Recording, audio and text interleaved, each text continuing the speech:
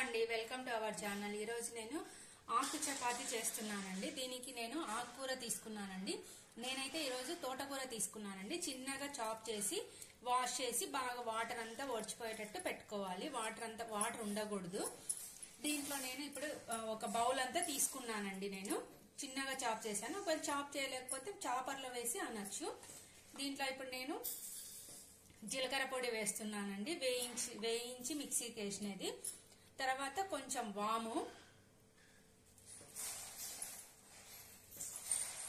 Salt,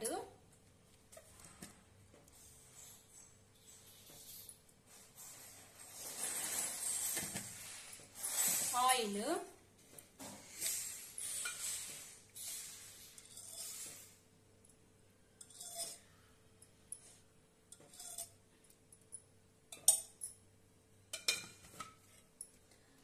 కొంచెం milk అండి. మీరు పాలైనా వేసుకోవచ్చు, లేదంటే పెరుగైనా వేసుకోవచ్చు. నేనైతే మిల్క్ వేస్తున్నాను, పాలు వేస్తున్నాను.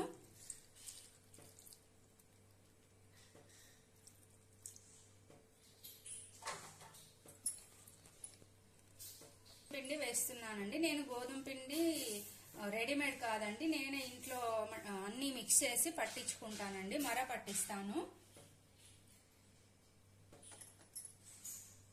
ఇది ఒక మీడియం సైజ్ బౌల్ అంతా గోధుమ పిండి తీసుకుంటున్నాను. ఆకు అనేది మన ఇష్టం అండి, ఎంతైనా తీసుకోవచ్చు. ఈ తోటకూరే కాదు, తర్వాత పాలకూర వేసుకోవచ్చు. మీరు చాప్ చేసుకొని లేకుండా ఒకవేళ మిక్సీకి వేసుకొని జ్యూస్ లాగైనా వేసుకోవచ్చు. ఇప్పుడు అన్ని ఇంగ్రీడియంట్స్ బాగా మిక్స్ చేసి తర్వాత వాటర్ వేసుకోండి.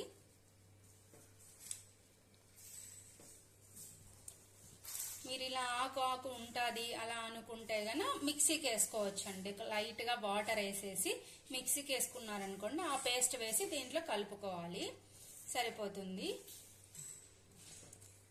ఇలా వస్తుందండి. మీరు ఆయిల్, పాలు కొంచెం చూసి వేసుకోండి. తర్వాత నేను ఇప్పుడు అంతా మిక్స్ చేశాను. వాటర్ కొంచెంగా వేసుకొని పిండి కలుపుకోండి. ఆకుకూర కొంతమంది పిల్లలు, ఎవరైనా పిల్లలనే కాదు, ఎవరు కొంచెం తినరు. ఇట్లా వేసుకుంటే గానీ ఆకు అనేది తెలీదు. లేదు ఇలా ఆకు కూడా తెలుస్తుంది అనుకుంటే పేస్ట్ లాగైనా వేసుకోవచ్చు అండి. కొంతమంది కలర్ ఇష్టపడరు, పేస్ట్ లాగా వేస్తే గ్రీన్ కలర్ వచ్చేస్తుంది. సో నేనైతే ఇలా ఆకు వేస్తున్నాను.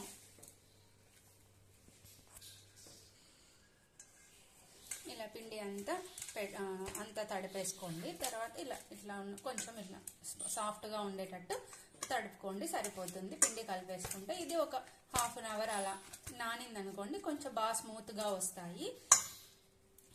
మూత పెట్టేసి క్లోజ్ చేసేసుకోండి. చపాతీ పిండి అండి. నేను ఇలా ఉంటలు చేసేసి రౌండ్ గా చేసేసి పెట్టేసుకున్నాను. ఇప్పుడు మనం చపాతీ సాద్దాము. నేను ఈలోపు ఆల్రెడీ ప్యాన్ పెట్టేశానండి, ప్యాన్ హీట్ అవుతుంది అనేసి. ఇలా మరీ పతలా కాకుండా కొంచెం ఈ మందంగా రుద్దుకోండి. తర్వాత ప్యాన్ హీట్ అయిన తర్వాత చపాతీ వేసేసుకొని రెండు సైడ్లు కాల్చుకోండి. అది కొంచెం కాలేలోపు నేను ఇంకోటి కూడా సాదేస్తాను. ఇలా ఒక సైడ్ కాలిన తర్వాత ఇంకో సైడ్ తిప్పేసుకొని ఆయిల్ వేసి ఆయిల్ వేయండి. ఇలా 2 సైడ్స్ ఆయిల్ వేసుకోండి. 2 సైడ్స్ ఆయిల్ వేసుకొని స్ప్రెడ్ చేసుకోండి. 2 సైడ్స్ కాలిన తర్వాత మనం హాట్ చపాతీ, ఆకుకూర చపాతీ, వేడి ఆకుకూర చపాతీ అండి రెడీ అయిపోయింది.